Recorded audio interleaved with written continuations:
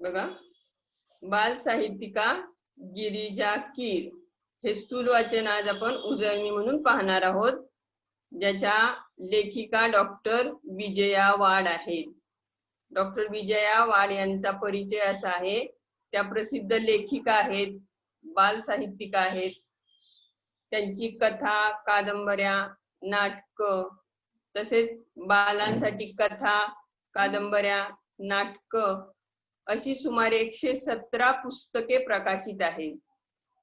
मराठी विश्वकोश मंडळाच्या त्या 9 वर्ष अध्यक्ष होत्या. विश्वकोशाच्या ग्रंथ वाचन स्पर्धांच्या कामगिरीबद्दल कोलंबो विद्यापीठाकडून त्यांना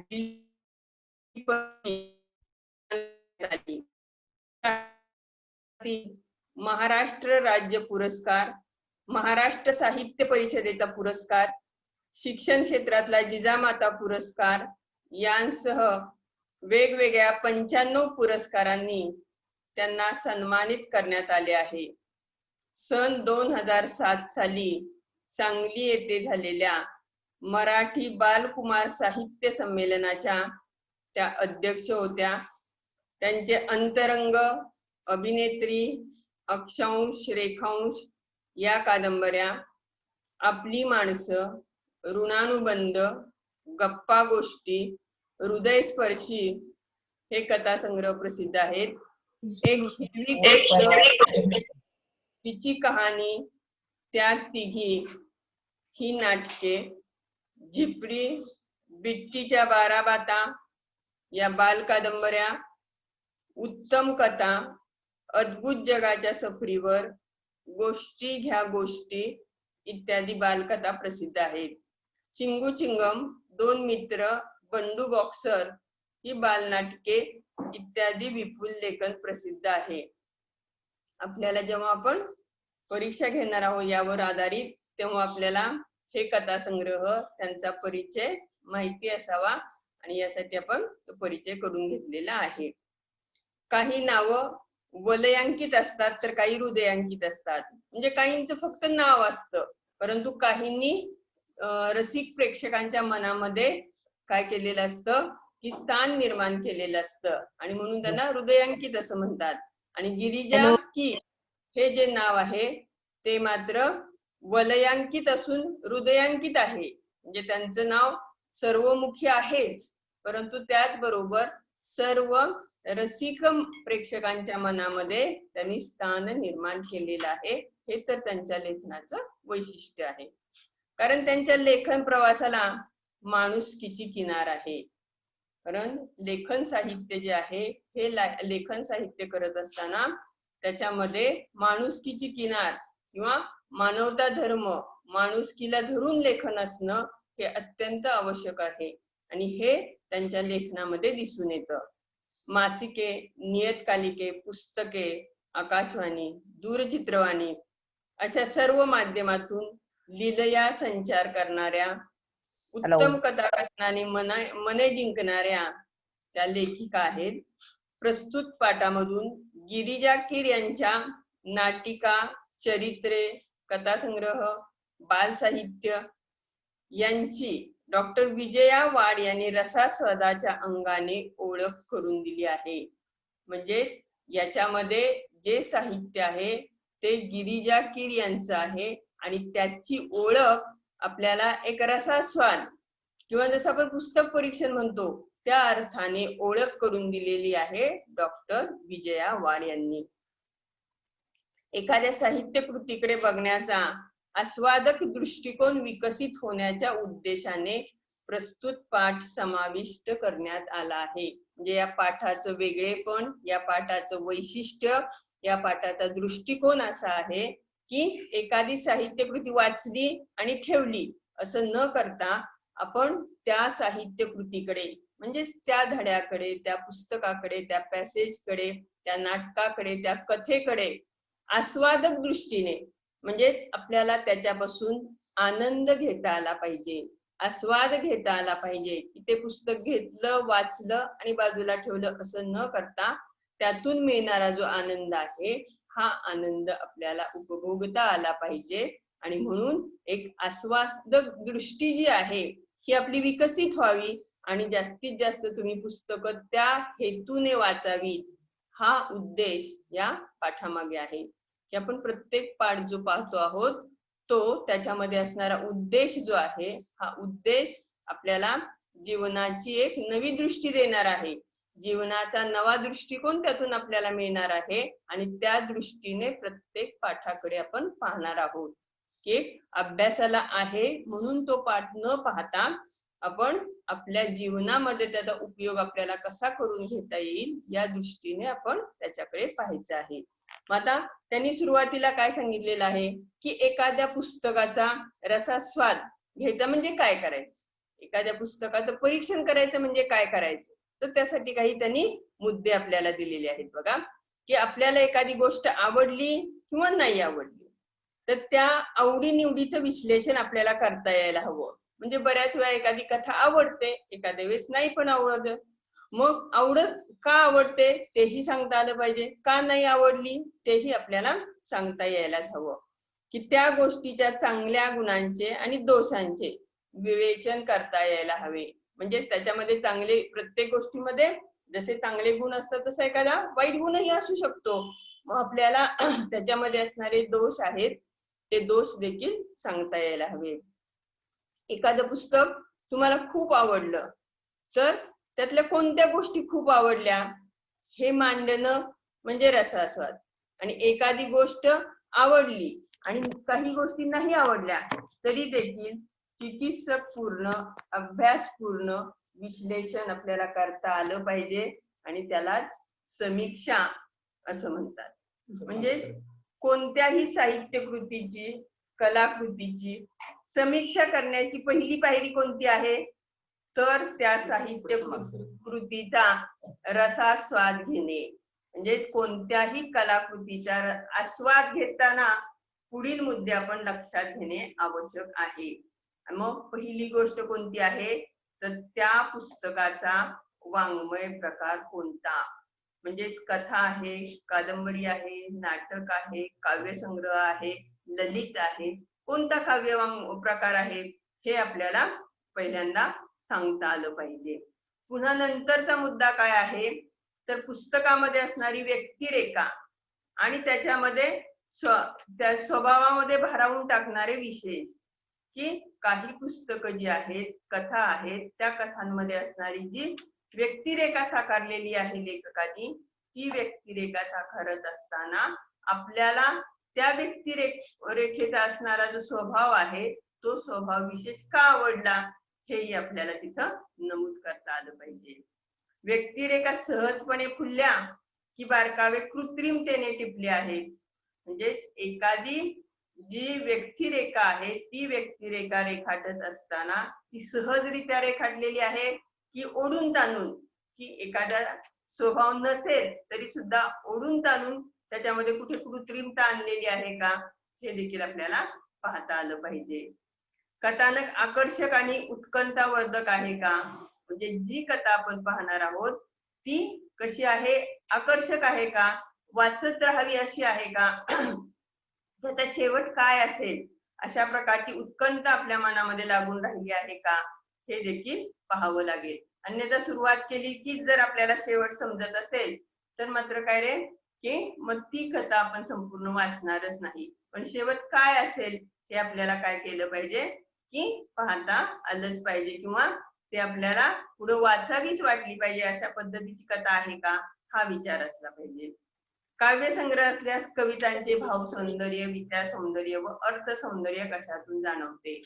समजा काव्य सौंदर्य आपण वाचलेलं आहे तर काव्य सौंदर्यामध्ये सुद्धा भाव सौंदर्य कोणतं आहे, विचार सौंदर्य काय आहे, अर्थ सौंदर्य काय आहे हे देखील आपल्याला समजायला हवं.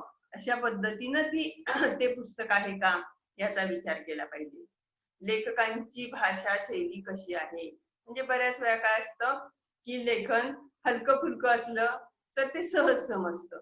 केव्हा केव्हा लेखन कौशल्य जे आहे किंवा भाषा शैली जी आहे ती थोडीशी कशी असते, वाङ्मयीन दृष्ट्या जड असते. मग ती प्रत्येक व्यक्तीलाच ती आवडेल असं नाही.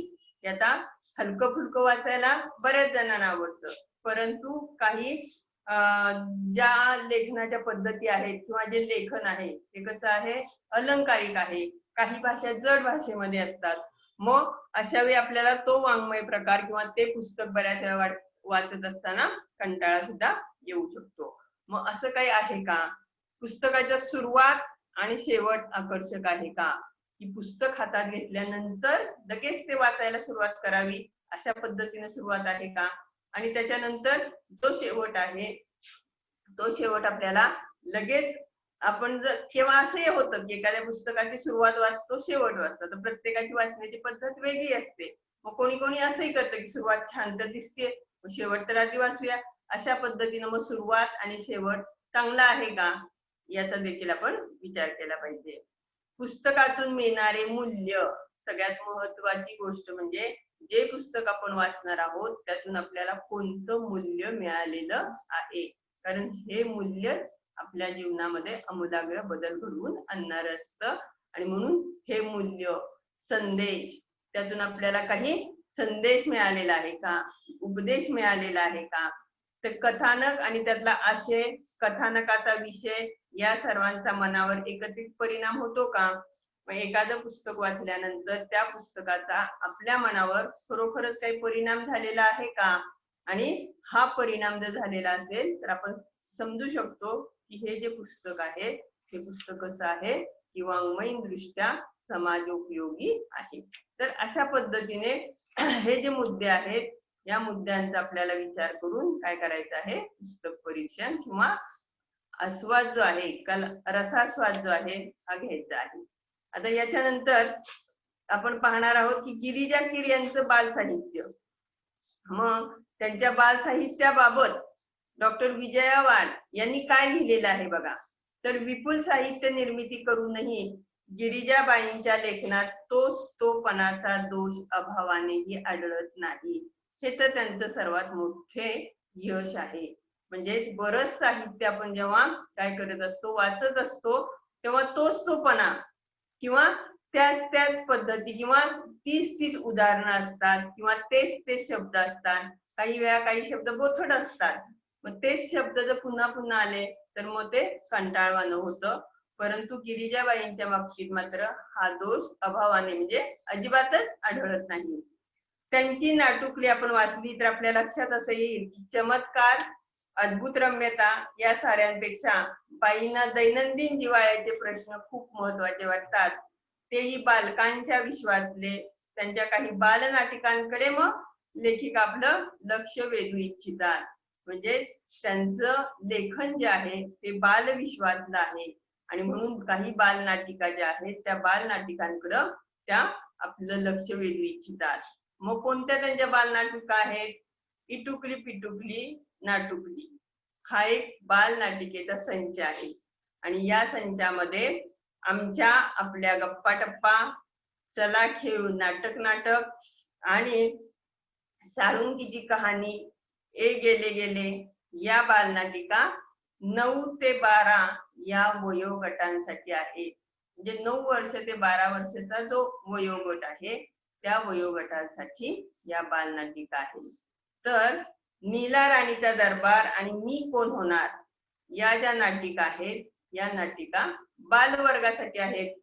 आणि मला लेखिका सांगतात की मला बालवर्गासाठी असलेल्या बालनाटिकांचं विशेष महत्व वाटतं, कारण हा प्रांत पूर्णतया दुर्लक्षित असा आहे. कारण बऱ्याच वेळा मध्यम वयोगटासाठी जास्त लेखन होऊ शकतं, पण हा जो वयोगट आहे तो बालवर्गाचा, या बालवर्गासाठी फारसं लेखन झालेलं आपल्याला दिसत नाही. आणि हे लेखन लिहिण्याचा प्रयत्न गिरिजा कीर यांनी केलेला आहे आणि हेच त्यांचं मोठं यश आहे. पुण्याच्या रजनी परांजपे या वयोगटासाठी साधी सोपी जोडाक्षर विरहित पुस्तके प्रकल्प म्हणून तयार करून घेतात. त्यांच्या या स्तुत्य प्रयत्नाला गिरिजाबाईंची ही बालनाटके साथच देतात. म्हणजे ज्यांनी अशी बालनाटके लिहिलेली आहेत की ज्याच्यामध्ये काय नसतील, जास्त जोडाक्षरे नसतील, अशा पद्धतीची लेखन कौशल्य अशा पद्धतीचं ज्यांनी केलेलं आहे त्यांच्या या प्रयत्नाला गिरिजाबाईंची बालनाटकं काय आहेत तोडीस तोड आहेत असं म्हणता येईल. मग आता लेखिका सांगता आहेत की त्यांना आवडलेल्या बालनाटिकेचा जो उल्लेख आहे त्यांनी आवर्जून केलेला आहे की ती बालनाटिका कोणती आहे? एक अर्ज आहे बाप्पा. बालनाटिकेचं नाव आहे एक अर्ज आहे बाप्पा. मग ही बालनाटिका त्यांनी कशी लिहिलेली आहे ती इथं लेखिकेने काय केलेलं आहे त्याचा उल्लेख आवर्जून केलेला आहे.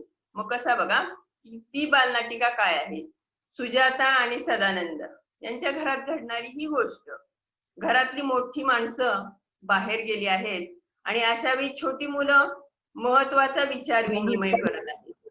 मुलांसाठी कोणता प्रश्न इतका निगडीत असतो?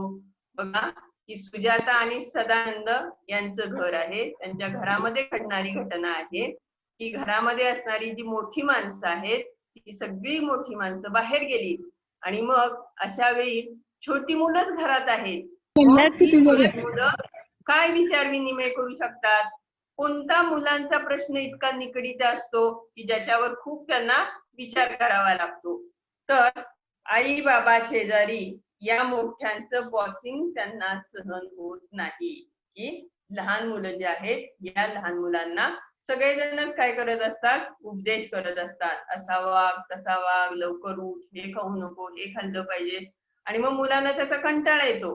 हे जे लहान मुलांवर होणारं बॉसिंग आहे, घरामध्ये बाबांचं असतं, आईचं असतं, हे कमी म्हणून पुन्हा शेजाऱ्यांचं असतं. आणि मुलांना हे जे बॉसिंग आहे हे बॉसिंग सहन होत नाही. म्हणजे मुलांना फार सांगितलेलं आवडत नाही. पण मग हे सांगणार कुणाला? आता सांगायचं कोणाला? तर आई बाबा आणि शेजारी फार फार तर आपले जवळचे असतात. पण त्यांना सांगायचं तर तेच उपदेश करतात. त्याच्यामुळं ही जी अडचण आहे ही सांगायची कोणाला असा लहान मुलांच्या पुढे प्रश्न आहे. आणि मग मात्र त्यांच्याच डोक्यातून कल्पना येते. या लहान मुलांच्या डोक्यात फार कल्पना असतात आणि मग त्यांच्याच डोक्यातून कल्पना येते आणि सर्वानुमते ठरतं की आपल्या तक्रारीचा पाडाच वाचू अर्जात आणि हा अर्ज चक्क बाप्पा पुढे ठेवूया. की सर्व विश्वाचा निर्माता जो देव बाप्पा आहे त्या देव बाप्पाकडेच आपण काय करूया? हा आपला अर्ज ठेवूया. तोच आपल्या मनातली ही जी घालमेल आहे, आपल्या मनामध्ये हे जे गोंधळ जो चाललेला आहे किंवा हे जे बॉसिंग आहे हे आपल्याला कोणाला तरी सांगायलाच हवं आणि देव बाप्पाच यातून मार्ग काढू शकतो आणि आपण आपली तक्रार देव बाप्पाकडेच करूया. आणि सुरुवात नाटकाला झाली. देव नक्की प्रसन्न होईल आणि मग सुरू होते एक सामुदायिक अर्जलेखन. आणि मग आता काय झालेलं आहे? अर्जलेखनाला सुरुवात झालेली आहे. मग आता हे अर्जलेखन जे आहे किती छान तक्रारी लेखिकेनं मांडलेल्या आहेत बघा. की लहान मुलांच्या मनामधल्या त्या तक्रारी आहेत आणि ह्या तक्रारी खऱ्याच असतात. फक्त लहान मुलांचं मनामध्ये जे काही चाललेलं आहे ते बऱ्याच वेळा आपण समजावून घेताना कुठेतरी कमी पडत असतो. पण लेखिका मात्र इथे कमी पडल्या नाहीत. आवर्जून त्यांनी काय केलेलं आहे? लहान मुलांच्या बालमनाचा विचार केलेला आहे. मग काय तक्रारी मांडलेल्या आहे? आईची शिफॉनची साडी नेसायला मिळालीच पाहिजे. आणि हा नेहमीचा प्रश्न आहे की लहान मुलींना आईची जी नवीन साडी असते घेतलेली ती नवीन साडीच हवी असते. आणि आईचं म्हणणं असं होतं की नवीन साडी जी आहे ही दिल्यानंतर ती लगेच काय होणार? खराब होणार. आणि म्हणून आई द्यायला तयार नसते. परंतु लहान मुलांना किंवा मुलीला तीच काय आईची साडी नेसायला हवी असते. बरफ का गोला खाण्याची आजादी पाहिजे. की आपल्याला माहिती आहे की बर्फाचा गोळा बाहेर मिळतो तोच फार चांगला खायला आवडत असतो मुलांना. तो तब्येतीला अहितकारक असतो, अस्वच्छता असते आणि म्हणून घरातली मंडळी लहान मुलांच्या तब्येतीचा प्रकृतीचा विचार करतात आणि असं बाहेरचं देण्याचं टाळतात किंवा देत नाही. पण मुलांना काय हवं असतं रे? बाहेरच खायला हवं असतं. मग हा जो बर्फाचा गोळा आहे रंगीत संगीत तो आकर्षक दिसत असतो आणि तोच मुलांना हवा असतो आणि तो मिळत नाही. म्हणून तो आम्हाला मिळालाच पाहिजे अशी काय आहे? त्यांची तक्रार आहे. त्याच्यानंतर काय? भेळ खायला मिळायलाच हवी.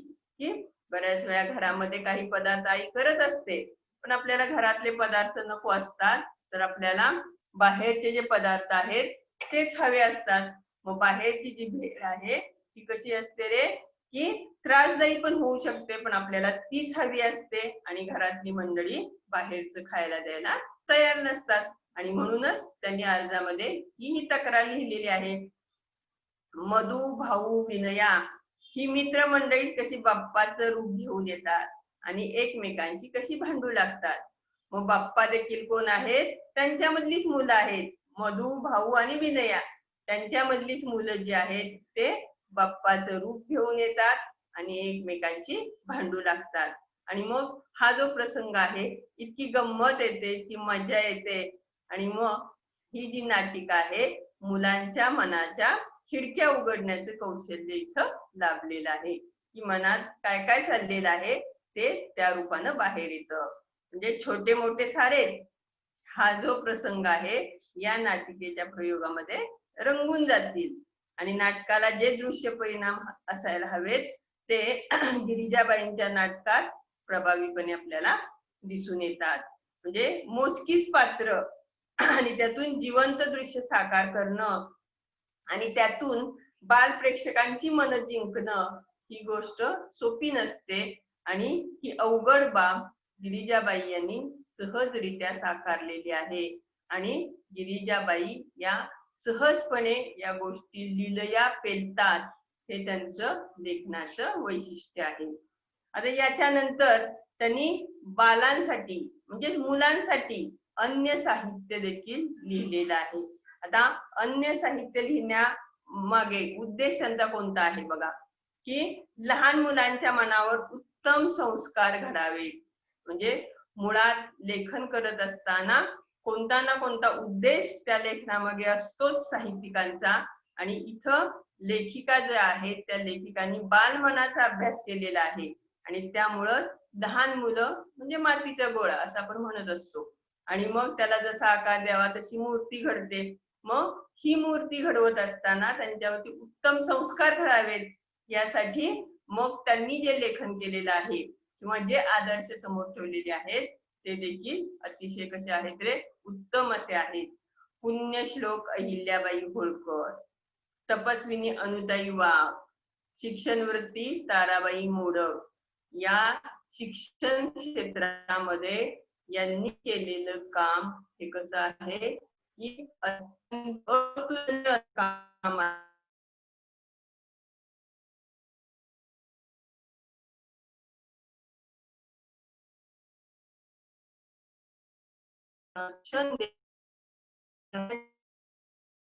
ही अतिशय अवघड बाब होती त्यावेळी, तरी देखील अनुताई वाघ आणि ताराबाई मोडक यांनी हे आव्हान सहजरित्या स्वीकारलेलं होतं आणि शिक्षणाची गंगा तिथपर्यंत पोहोचवलेली होती.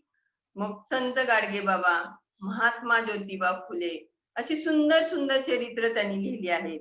मग त्यांच्यामध्ये असणारी सामाजिक बांधिलकीची जी भावना आहे ती जणू मुलांच्या हृदयाला साद घालते. म्हणजे सामाजिक बांधिलकी देखील असू शकते, की आपल्याला प्रत्येक काम करत असताना फक्त स्वतःचा विचार करायचा नाही तर समाजाचा सुद्धा विचार करायचा आहे. आपण समाजाचे काय आहोत, घटक आहोत. समाजाचं आपल्यावरती ऋण आहे आणि या समाज ऋणातून आपल्याला उतराई होण्यासाठी आपण आपलं काम सतत केलं पाहिजे. तेव्हाच काय होणार आहे, सामाजिक बांधिलकीची जाणीव आपल्या मनामध्ये निर्माण होणार आहे. आणि मग ही सामाजिक बांधिलकीची जाणीव अशा प्रकारे ज्यांनी समाजासाठी अहोरात्र मेहनत घेतलेली आहे, अहोरात्र परिश्रम घेतलेले आहेत, अशा व्यक्तींची चरित्र जर आपण वाचली तर आपल्या लक्षात येईल आणि आपण देखील तसं काय करू शकतो की समाज हितासाठी कार्य करू शकतो. आपल्या समोर देखील प्रेरणा हवी, आदर्श हवे आणि मग त्या आदर्शावरून किंवा त्या ही प्रेरणा घेऊनच आपण काय करू शकतो, काम करू शकतो. आणि म्हणूनच संत गाडगे बाबा, महात्मा ज्योतिबा फुले यांची सुंदर चरित्र त्यांनी लिहिलेली आहे. थोरांनी केलेले कार्य पुढे नेणं हेच त्यांचं खरं स्मारक. मग खऱ्या अर्थानं त्यांचं जे स्मारक आहे किंवा त्यांना जी आदरांजली आहे केव्हा पोहोचणार आहे, तर त्यांनी केलेले जे कार्य आहे हेच कार्य आपण जेव्हा पुढे घेऊन जाऊ, आपणही त्या पद्धतीचं काम करू, तेच खरं त्यांना काय असणार आहे, त्यांचं स्मारक आणि आदरांजली असणार आहे. आता त्याच्यानंतर त्यांचं जे प्रत्येक चरित्र आपण पाहिलं तर प्रत्येक चरित्रात त्यांनी एक एक महत्वाचा विचार मांडला आहे. समजा महात्मा ज्योतिबा फुले यांचं चरित्र आपण घेतलं तर त्या चरित्रामध्ये त्या म्हणतात की प्रत्येक सुशिक्षित स्त्रीला आपल्याला लिहिती बोलती करणाऱ्या त्या पित्याचं ऋण कधीही विसरता येणार नाही. आपल्याला माहितीये की महात्मा ज्योतिबा फुले यांनी काय केलेलं आहे की स्त्रियांसाठी काय केलेलं आहे, पहिली शाळा जी आहे ही पहिली शाळा पुण्यामध्ये ओपन केली आहे किंवा ही शाळा जेव्हा उघडली